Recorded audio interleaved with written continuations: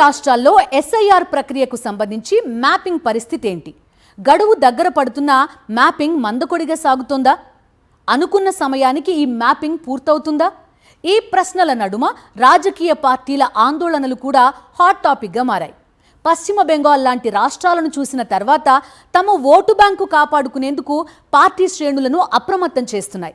ఇంతకీ ఈ ఎస్ఐఆర్ ప్రక్రియలో అనర్హులను మాత్రమే ఏరివేస్తారా? అదే నిజమైతే రాజకీయ పార్టీల ఆందోళన దేనికి? కేంద్ర ఎన్నికల సంఘం ఇచ్చిన షెడ్యూల్ ప్రకారం ఏపీలో జూన్ 5 నుంచి ఎస్ఐఆర్ ప్రక్రియ ప్రారంభమవుతుంది. మొదట 10 రోజుల పాటు ఎస్ఐఆర్ నిర్వహణకు సంబంధించిన బూత్ లెవెల్ అధికారులకు ప్రత్యేక శిక్షణ ఇస్తారు. అనంతరం నెల రోజుల పాటు బూత్ లెవెల్ అధికారులు ఇంటింటికి వెళ్లి ఓటర్ల వివరాలను పరిశీలిస్తారు. రాజకీయ పార్టీలు కూడా తమ పార్టీల తరపున ప్రత్యేకంగా బూత్ లెవెల్ ఏజెంట్లను నియమించుకుంటున్నాయి. వీరి సహాయంతో ఎన్నికల సంఘం తరపున బిఎల్ఓలు ఓటర్ల జాబితా సమగ్ర సవరణ కార్యక్రమాన్ని కొనసాగిస్తారు. ఈ కార్యక్రమం పూర్తయ్యాక జూలై 21న ముసాయిదా ఓటర్ల జాబితాను ప్రజల ముంగిటకు తెస్తారు. ఆ తర్వాత మరొక నెల రోజుల పాటు ప్రజల నుంచి వచ్చే అభ్యంతరాలు, ఫిర్యాదులను ఎన్నికల సంఘం స్వీకరించి వాటిని పరిష్కరిస్తుంది. ఈ కార్యక్రమం కూడా పూర్తయ్యాక చివరిగా సెప్టెంబర్ 22న తుది ఓటర్ల జాబితాను ప్రకటిస్తారు. ఏపీలో ప్రస్తుతం 4,16,16,000 మంది ఓటర్లు ఉన్నారు. ఇప్పుడు ఈ ఓట్లన్నింటిపైన పూర్తి స్థాయిలో పరిశీలన జరుగుతుంది. 2026 జులై నాటికి 18 ఏళ్లు నిండిన వారంతా ఓటర్లుగా నమోదు చేసుకోవాలని, వారంతా ఈ ఎస్ఐఆర్ పరిధిలోకి వస్తారని ఇప్పటికే ఎన్నికల సంఘం ప్రకటించింది. ఏపీలో అధికారంలో ఉన్నది కూటమి కాబట్టి ప్రతిపక్ష వైఎస్ఆర్సీపీ అప్రమత్తమైంది. బిఎల్ఓలు ఇంటింటికి తిరిగి సర్వే చేసే సమయంలో అధికార కూటమి నేతలు ఖచ్చితంగా కల్పించుకుంటారు. ప్రత్యర్థి పార్టీలకు చెందిన ఇళ్లకు బిఎల్ఓలు వెళ్లిన సమయంలో ఆ ఇంటి యజమాని లేదా ఇంట్లో వారు కానీ లేకపోతే వెంటనే అభ్యంతరం పెట్టి వారి ఓట్లను తొలగించే కుట్రలకు తెరలేపే అవకాశం ఉంది. అంతేకాదు, పనుల నిమిత్తం వేరే ప్రాంతాలకు వెళ్లినా లేదా బతుకు తెరువు కోసం ఇతర రాష్ట్రాల్లో 2-3 నెలలు కూలి పనులకు వెళ్లి తిరిగొచ్చే వారందరి ఓట్లను తొలగించే అవకాశం ఉంది.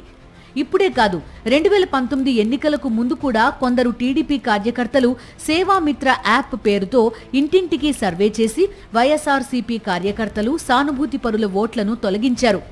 అప్పట్లో దాదాపు 42 లక్షల ఓట్లను అలా కుట్రపూరితంగా తొలగించారు. దీంతో అప్పట్లో వైఎస్ఆర్ కాంగ్రెస్ పార్టీ పెద్ద ఎత్తున పోరాటం చేసింది. కేంద్ర ఎన్నికల సంఘం నుంచి సుప్రీంకోర్టు వరకు వెళ్లి పోరాటం చేస్తే కానీ ఆ తొలగించిన ఓట్లు తిరిగి రాలేదు. ఇప్పుడు కూడా మళ్లీ అదే తరహాలో ఏదోలా కుట్ర చేసే అవకాశం ఉండడంతో వైఎస్ఆర్ కాంగ్రెస్ పార్టీ పూర్తి స్థాయిలో సన్నద్ధమైంది. ఇప్పటికే బూత్ లెవెల్ ఏజెంట్లుగా గుర్తించిన వారికి ప్రత్యేక శిక్షణ తరగతులను కూడా నిర్వహించింది. ఇక తెలంగాణ విషయానికొస్తే మొత్తం 3,39,24,000 మంది ఓటర్లు ఉన్నారు. అయితే ఎస్ఐఆర్కు ముందు చేపడుతున్న ఓటర్ల మ్యాపింగ్ ప్రక్రియ నత్తనడకన సాగుతోంది. ఈ నెల 17వ తేదీ నాటికి రాష్ట్ర వ్యాప్తంగా కేవలం 64% మ్యాపింగ్ మాత్రమే పూర్తయింది. మరో 40 రోజుల్లో ఎస్ఐఆర్ సర్వే ప్రారంభం కానున్న నేపథ్యంలో అప్పటికి మొత్తం మ్యాపింగ్ పూర్తవుతుందా అన్న సందేహాలు వ్యక్తమవుతున్నాయి. ప్రస్తుతానికి 2,20,28,251 మంది ఓటర్ల మ్యాపింగ్ పూర్తయింది. ఇంకా 1,10,96,400 మంది ఓటర్ల మ్యాపింగ్ చేయాల్సి ఉంది. 2002, 2025 జాబితాల్లో పేర్లు ఉన్న ఓటర్లకు ఎలాంటి అదనపు డాక్యుమెంట్స్ అవసరం లేదని అధికారులు చెప్తున్నారు. అయితే ప్రస్తుతం జరుగుతున్న మ్యాపింగ్ ప్రక్రియలో సుమారు 1,50,00,000 మందికి పైగా ఓటర్లు గుర్తింపు కార్డ్స్ సమర్పించాల్సిన పరిస్థితి ఉన్నట్టు తెలుస్తోంది. రాజకీయ పార్టీలు ప్రతి పోలింగ్ బూత్ కు తప్పనిసరిగా బూత్ లెవెల్ ఏజెంట్లను నియమించాలని ఎన్నికల సంఘం ఆదేశించింది. ఆగస్టు 5, 2026న ముసాయిదా ఓటరు జాబితాను విడుదల చేయనున్నారు. ఈ జాబితాలో తమ పేరు ఉందో లేదో ఓటర్లు పరిశీలించుకోవాలి. పేర్లలో తప్పులు ఉన్నా, పేరు లేకపోయినా, చిరునామా మార్పులు అవసరమైనా ఆగస్టు 5 నుంచి సెప్టెంబర్ 4 వరకు క్లెయిమ్లు, అభ్యంతరాలు సమర్పించొచ్చు.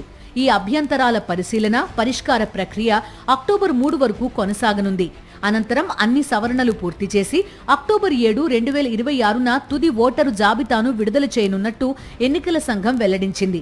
రాష్ట్ర వ్యాప్తంగా 35,985 మంది బూత్ లెవెల్ ఆఫీసర్లు, 25,886 మంది బూత్ లెవెల్ ఏజెంట్లు ఈ ఎస్ఐఆర్ ప్రక్రియలో పాల్గొంటారు. ప్రజాస్వామ్యంలో ప్రతి ఒక్కరికి ఓటు వజ్రాయుధం. దాన్ని వినియోగించుకోవడం మన హక్కు. ఇప్పుడు దాన్ని కాపాడుకోవడం మన బాధ్యత. ఎస్ఐఆర్ పై పూర్తి అవగాహన పెంచుకుని ప్రతి ఇంటికి వచ్చే బూత్ లెవెల్ అధికారులకు సహకరించి పూర్తి సమాచారం, అవసరమైన డాక్యుమెంట్లు ఇస్తే మీ ఓటు చెక్కు చెదరదు.